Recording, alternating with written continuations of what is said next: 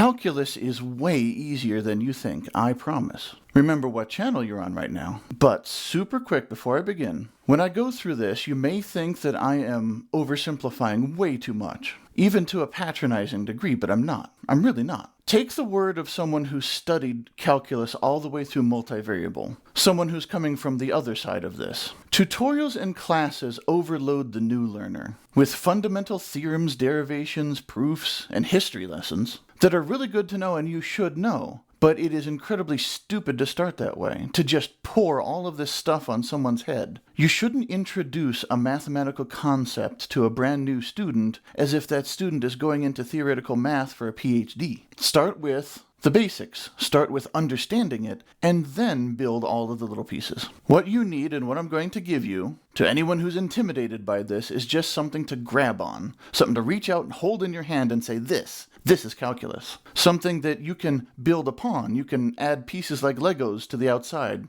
like adding layers to an onion, so that you always have that core, that thing you understand right here in your hand, and everything else builds upon that, and you're never just lost at sea trying to get an anchor down. Just bear with me, it'll be great. So here we go. Calculus is the study of continuous change. But of what and where? Let's start with a two-dimensional Cartesian coordinate system. In other words, the basic x and y axis that you're familiar with from algebra, geometry, whatever, and you just have a plot. This is what I'll be using today. A coordinate is a set of numbers. In this case, two numbers, x and y. The coordinate is where a point is. A coordinate system just contains all the valid points. For every value of x and every value of y, all of those together is a coordinate system. A Cartesian coordinate system is one where the axes are at right angles to each other, meaning there's no funky angles, there's no polar stuff going on, there's no transformation you have to do to understand where a point is. It's just you have x, you have y. If you have more dimensions, you've got z and w and whatever. But it's just coordinates,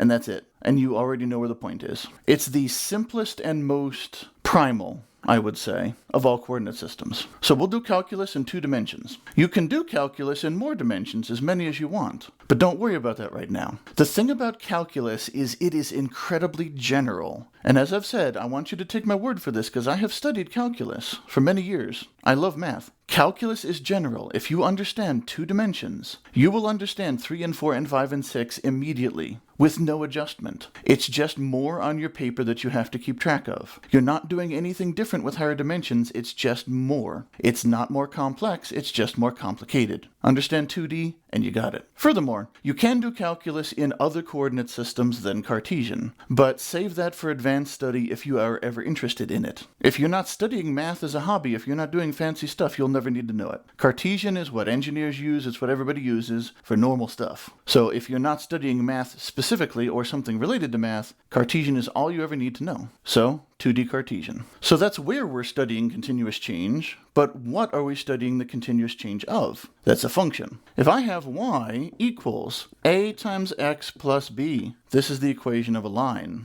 You've got a slope, where it is, whatever it is, any line except a vertical line. This is a relation between x and y. That's how we look at this. It's an algebraic relation between these 2 variables. But what if I make a small change? Instead of y, I'm going to say f of x. It's the same thing. This is now the f of x axis. I've just changed the notation. This is a function. It's a function called f. That's just the variable name for it. It's a variable like any other. And its input is x. A function is something that has inputs and gives outputs. It can have any number of inputs, like x, y, z, or a vector. And the output can be one number or a vector or whatever. Now this function behaves just the same as before. F of x is basically the same thing as y. You could do f of x minus b divided by a equals x. You can still do algebra. It's perfectly valid. But the notation is important because it emphasizes that we are not relating x and y. We're not relating the inputs and outputs. The input goes into a box of math, and out is spit the output. Think of it as a one-way process. And once again, I'm going to study 2-dimensional, so the function will have one input and one output, because calculus is general, and when you understand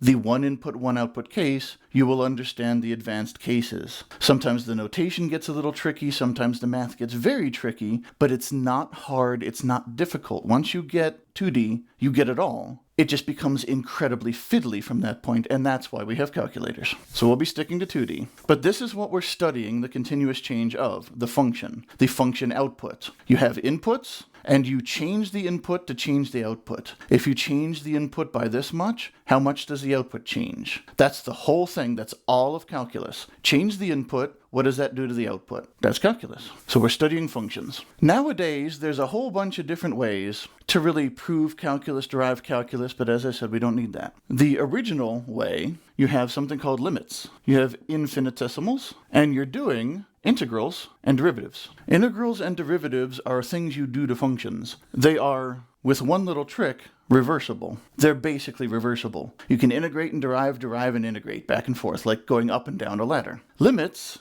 give us these two operations, and infinitesimals are what we use in limits. Like I said, I'm keeping it simple. You need to know limits, and it's good to know infinitesimals, at least so you understand the notation. They don't actually use infinitesimals nowadays, but I think they're still good to know. But they're good to know later. I said the words so that you would hear them. So when you see limits and you see infinitesimals, you go, that's calculus. But don't think about them. Just go, that's calculus, I'll worry about it later. We have integrals and derivatives. That's calculus. If you understand integrals and you understand derivatives, you understand calculus. I'm not oversimplifying. Limits and everything else are how you get to this point. We'll show you that later. Right now, let's just do calculus. I will do separate videos on integrals and derivatives, giving much more detail about those things in a chunk. Right now, this is an overview, so you understand what they are. So let's establish some ground rules. We have a function, f of x. F of x must be something called well-behaved. You always do calculus on a well-behaved function. Now, you can do calculus on functions that are not well-behaved, but what you do is you basically take each piece that is well-behaved, wherever the bad behavior is, you do before and after, or however many pieces you need,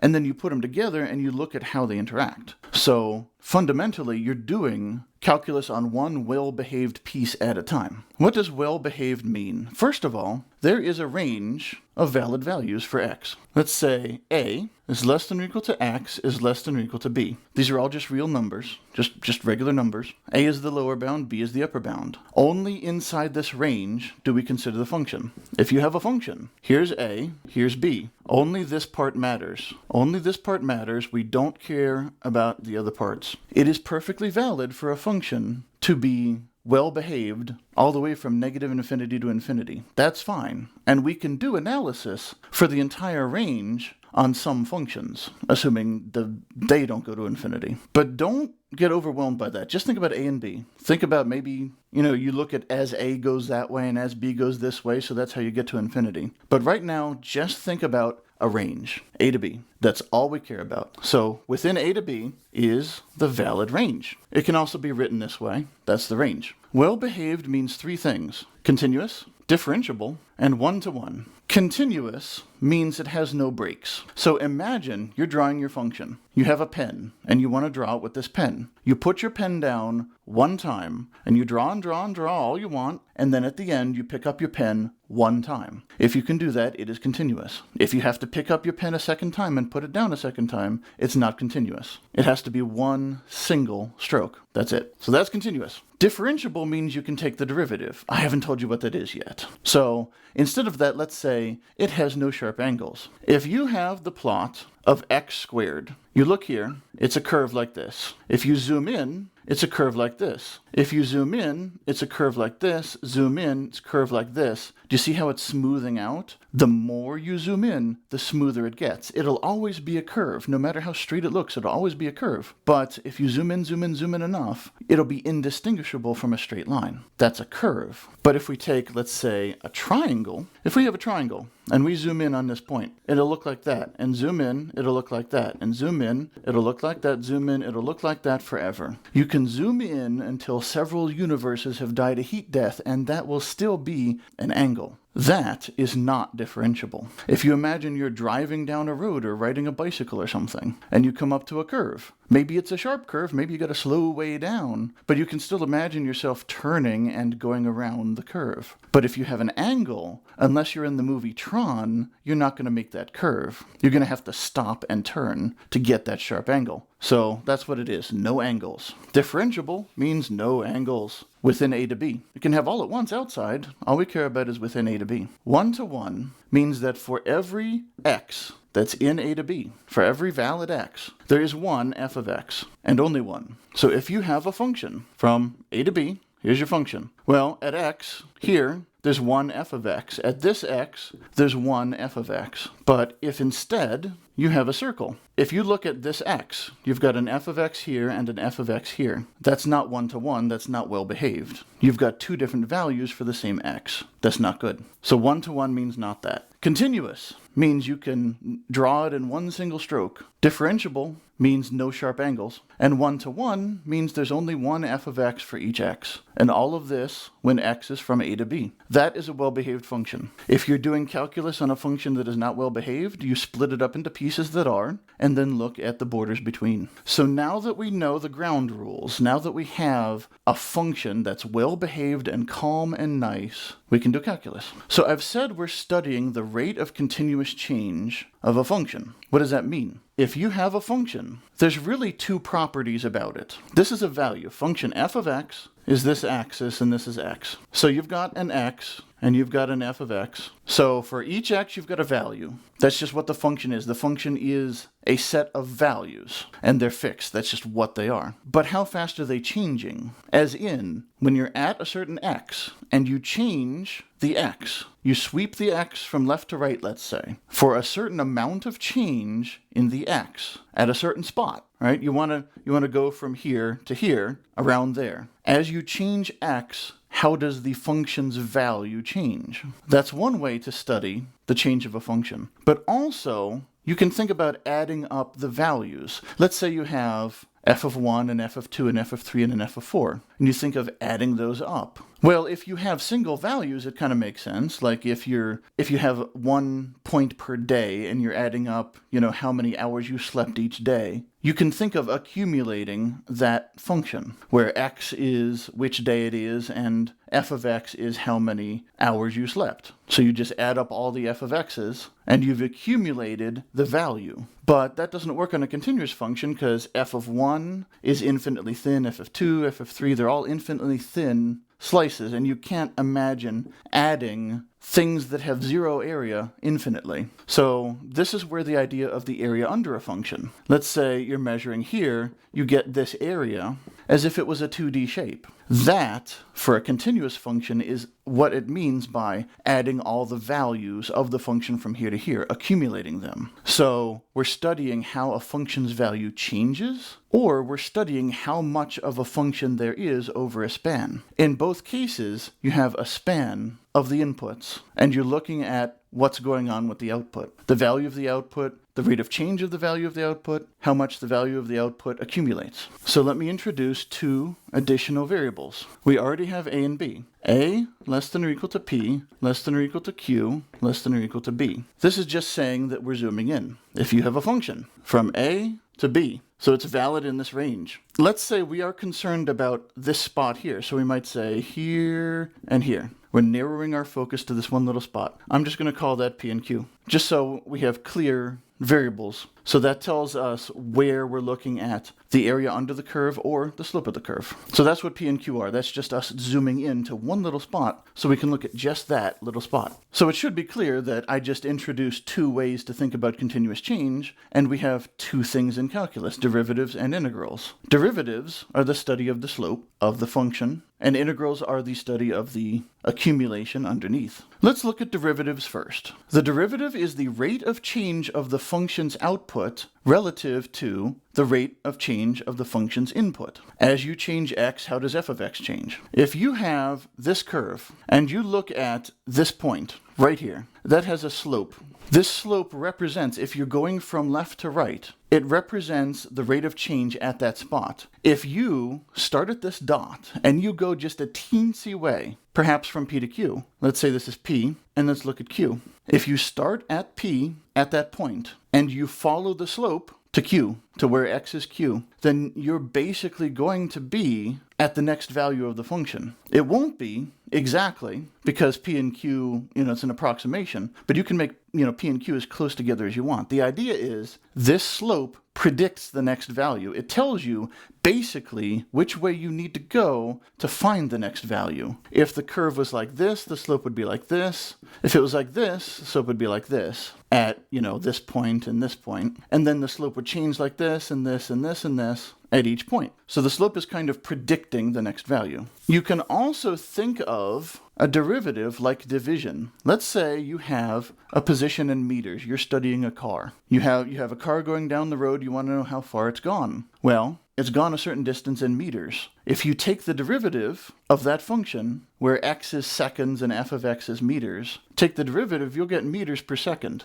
which is the velocity. The derivative of position is velocity. The derivative of that is meters per second squared, or the acceleration. So you have x is in seconds. F of x is in meters. So here you start with f of x, and then you take the derivative, and you're basically dividing the function by the input axis. And then the new f of x becomes meters per second. X is still seconds, but now this derivative f of x, the g of x you could call it, there's different notations, is meters per second. Take the derivative again, divide the x-axis into the f of x-axis again, and you get meters per second squared. Now that might be clear as mud, so let's do a little math. You have your function, a, p, q, b, x, f of x, and whatever. So here at p, you have a slope, and you're looking at p to q to calculate that slope. So really it would be, I'm not a draftsman, you get the idea. You'd use the values at p and q to calculate the slope, and the closer together p and q are, the more accurate it will be. What is the change in the function value from p to q? Well, it's f of q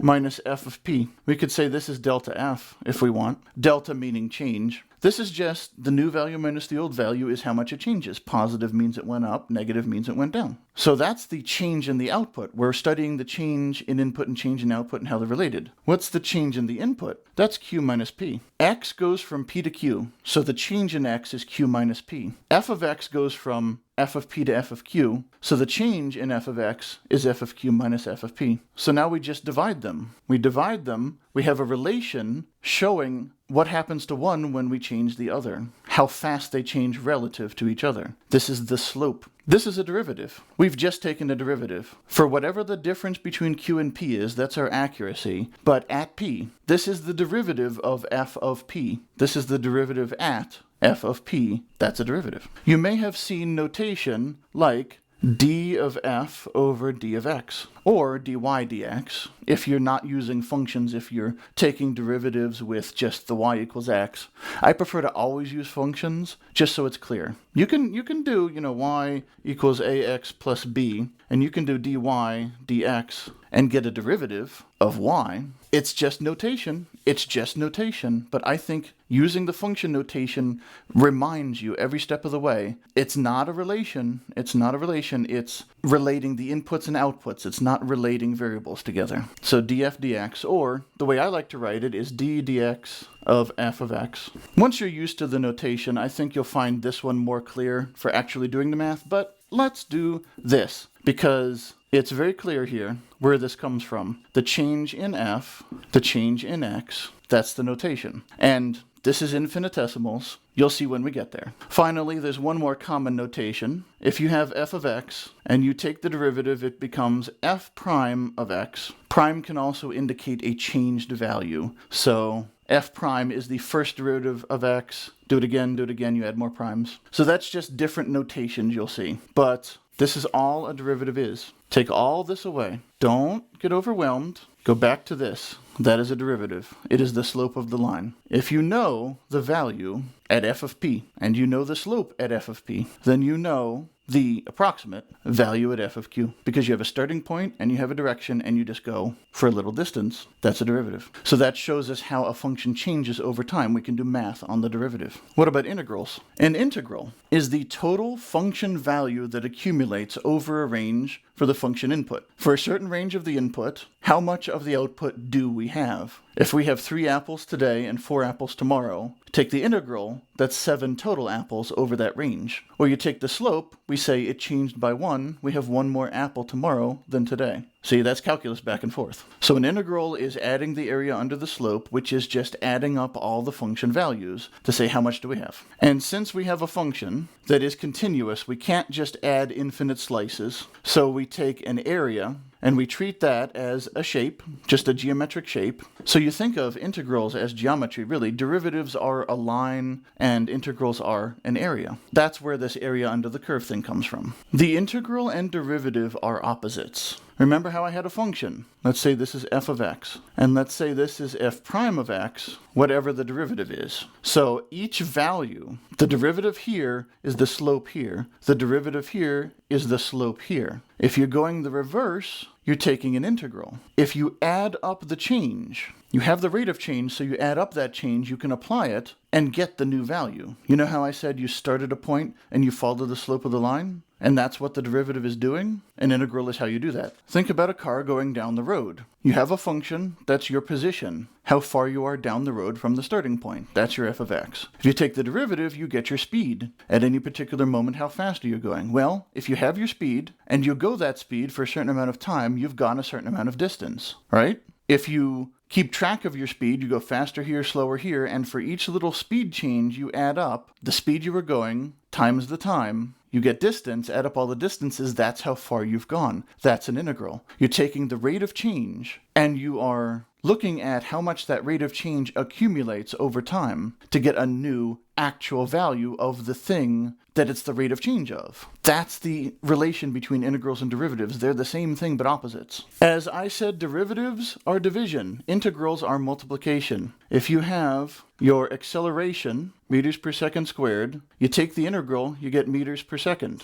Your acceleration is how much your velocity is changing. So you take the integral of the changes in velocity over a certain amount of time and you get the new velocity. Integrate again, you get meters. You're going a certain velocity and you accumulate how much distance that represents over a certain amount of time. That's the integral, and you get your meters. It's the reverse operation, and it's like you're multiplying by the x-axis instead of dividing. Integrals are like multiplication. So we had the function that goes from a to b with p to q. A function is valid, f of x is valid from a to b. So you can integrate it from a to b. But the actual integral, and you'll usually see this notation, might be p to q. So you could do it from a to b, p could be a, q could be b. But p and q are the range we care about at this moment. So it's this funky S shape, the integral from p to q, from at the bottom to at the top, of something, f of x dx. And I like to put brackets here again, just to make it clear. You'll usually see it not with those brackets. Or, if you have f of x, the integral is going to be capital F of x. That's another notation. So you can go from f to f prime. You can go from f prime to f. But if you start at f, you'll usually go to capital F. That's just a common way of writing it, so you don't do these dy's, dx's, df's all over the place. But where does this notation come from? The other one was rate of change of function to rate of change of input. That's why we had df dx. If you have your speed in meters per second,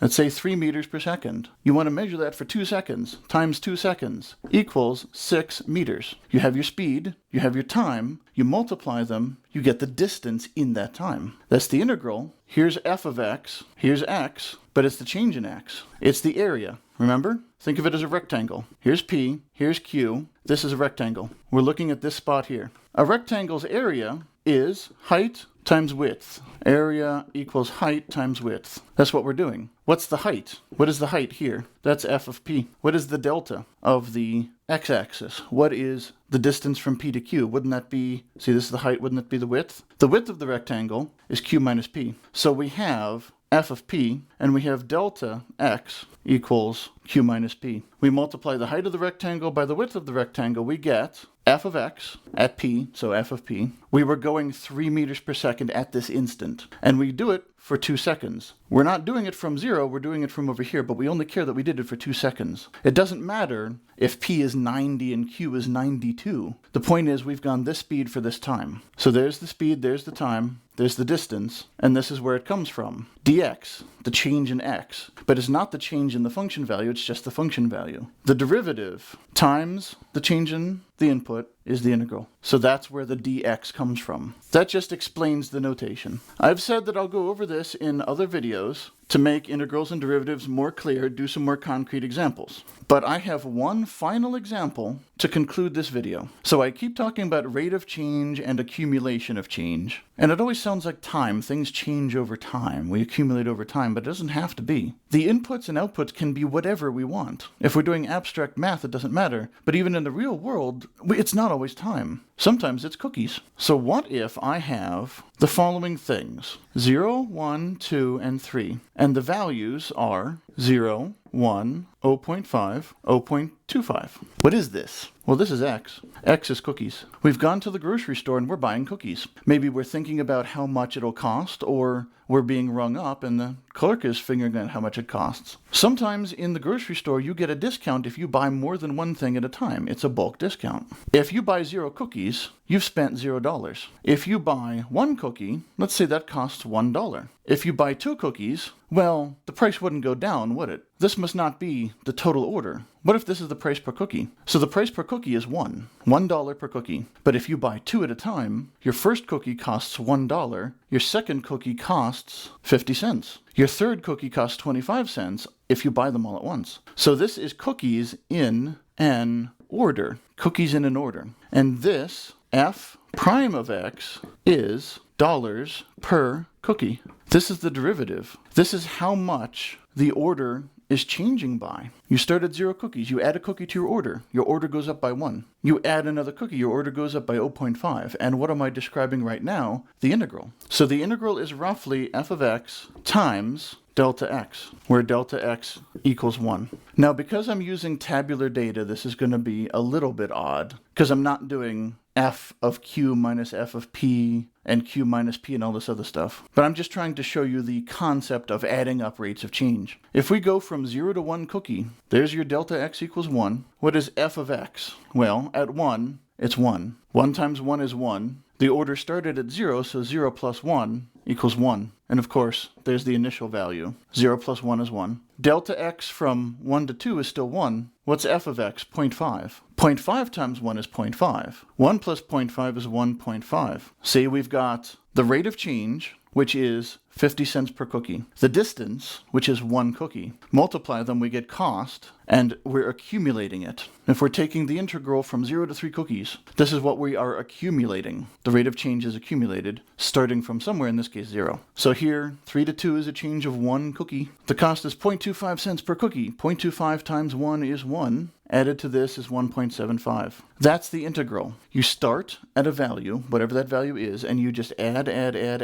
The integral itself is just the change. And then the initial value is you take the integral plus that initial value. The initial value is not part of the integral. It's kind of the finishing touch to actually get a valid number using the integral. So what about the derivative? That was the integral. What about the derivative? That would be acceleration. If the integral was position, this is velocity. How fast is the cookie price changing? What's the acceleration? How fast is the change changing? Well, that is roughly delta f over delta x. Delta x will still be 1. Here we go from 0 to 1. The price per cookie increases by 1. That's not relevant, though. We're basically starting there. So in a real-world example, for the acceleration, you wouldn't start at 0. It's like, oh, we get it. But you could write 0. It's fine. We'll just say 0. Until you add a cookie, the rate of change of the price of a cookie is not doing anything. But now back to the interesting part. We go from 1 to 0.5. The change in dollars per cookie. The dollars per cookie goes down from 1 to 0.5. Over 1 cookie, that's negative 0.5. So this is where it becomes meaningful. Here,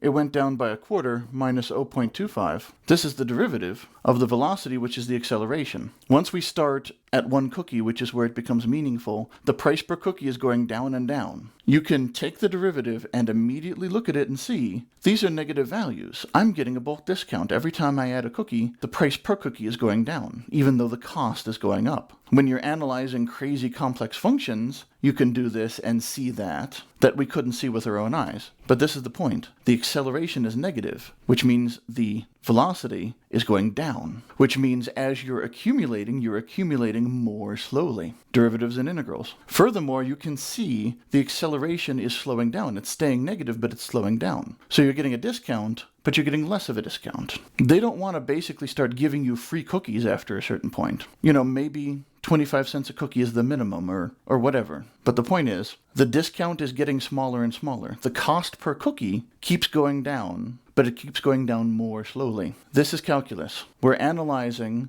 how fast a function changes. We're analyzing how fast a function accumulates. That's calculus. I've just described all of calculus. It's literally it. From here, you're studying how they developed calculus, how you prove this is true, all the little rules for doing the math, the tricks and how complicated it gets when you're doing multivariable. Like I said, it's not harder. It's just a lot of stuff to write down and not screw up. I've studied this. I know this. This is not like the electronics where I'm learning as I go. I actually already know this. It's cool. Believe me, you can do this. If you've made it through this video and you're actually still watching, you can definitely do this. If my voice doesn't put you to sleep, then you have the patience of a saint and a mind ready for calculus. So while you grumble under your breath at me because you're now headed out for a cookie run, I'll be seeing you.